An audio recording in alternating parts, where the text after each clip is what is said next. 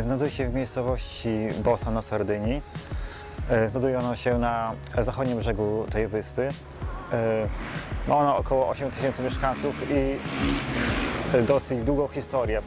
Zostało prawdopodobnie założone przez Fenicjan, następnie oczywiście należało do Rzymian przez wiele wieków. W wiekach późniejszych, to znaczy w średniowieczu, następuje nowy okres w historii tej wyspy. W ogóle sama Bossa znajdowało się 2 km w górę tej rzeki Temo, jedynej rzeki, która jest żeglowna na wyspie.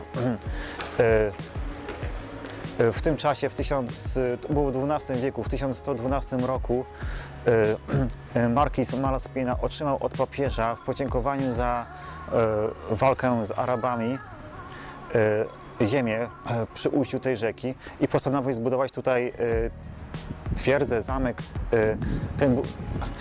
który jest widoczny za mną prawdopodobnie.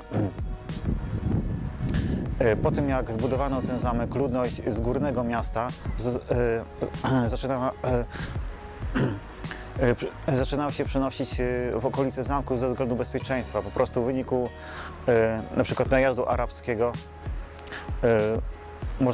mogło się schronić na zamku. Kolejny etap historii tego miasta miał miejsce w wieku XIV, kiedy zostało ono zdobyte przez Aragonów.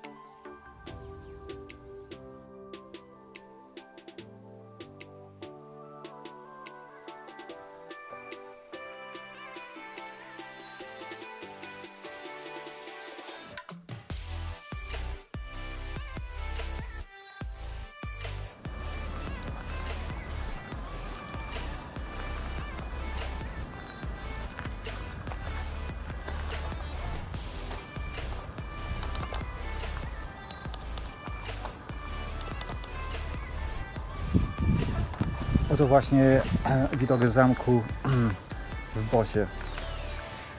Najlepszy punkt widokowy w tym mieście. Znajduje się na zamku w Bossie. Jak już wspomniałem, został on zbudowany w XII wieku przez markiza Malaspinę. Pierwotnie został on zbudowany podobnie jak zamek w Cagliari, zamek Saint-Michel z 4 basztami. Zamek w Bosie za czasów Aragonów przeżywał czasy prosperity i w tym czasie został rozbudowany. Między innymi zbudowano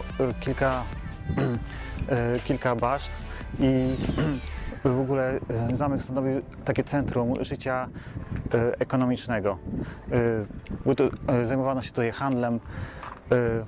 Będąc w tym mieście, warto odwiedzić ten zamek. Jest to taki must see. Szczególnie jeśli chodzi o widok z tej fortecy. Można podziwiać piękną zabudowę miasta Bosa z pięknymi pastelowymi domkami.